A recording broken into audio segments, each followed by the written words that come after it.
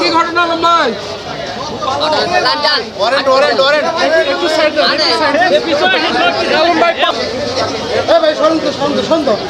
ভাই খালি সামনে আছে। ভাই আমি খুশি যাবো রে ভাই।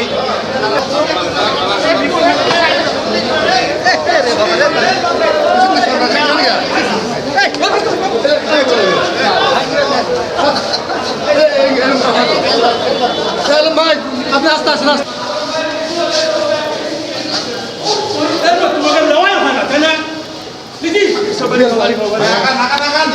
গত পরশুদিন আমাদের সদর থানায় আমরা জনাব হিরো আলমের বিরুদ্ধে একটি ওয়ারেন্ট আমরা পাই, যেটি হচ্ছে আমাদের নারী শিশু ট্রাইব্যুনাল 1 বগুড়া থেকে একটি ওয়ারেন্ট আমাদের সদর থানায় আসে।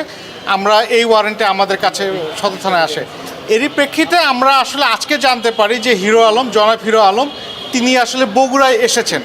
আমরা এই তথ্য পাওয়ার পরপরই আমরা বিভিন্নভাবে তাকে খুঁজতে থাকি এবং এক পর্যায়ে আমরা জানতে পারি তিনি আসলে ঢাকায় চলে যাচ্ছেন। আমরা এই তথ্য পাওয়ার সঙ্গে সঙ্গে আমরা আসলে তাকে খুঁজতে থাকি। পরবর্তীতে আমরা তাকে মোবাইল তথ্য প্রযুক্তির সাহায্যে তার অবস্থান শনাক্ত করি এবং আমরা সদর থানার যে টিম, আমি নিজে সহ সদর থানার টিম সহ আমরা তাকে ধাওয়া করে আমরা শাহজাহানপুর থানার সামনে থেকে, অর্থাৎ ঢাকা বগুড়া হাইওয়েতে ব্যারিকেড দিয়ে আমরা তার গাড়িটাকে আটক করি এবং তাকে গ্রেপ্তার করি। আর আমরা প্রাথমিকভাবে যেটুকু জেনেছি, এই মামলাটি গত 1 বছর আগে এটি বগুড়ায় আদালতে এটি করা হয়েছিল।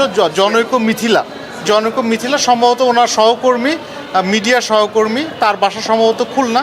এটি আমরা প্রাথমিকভাবে জেনেছি।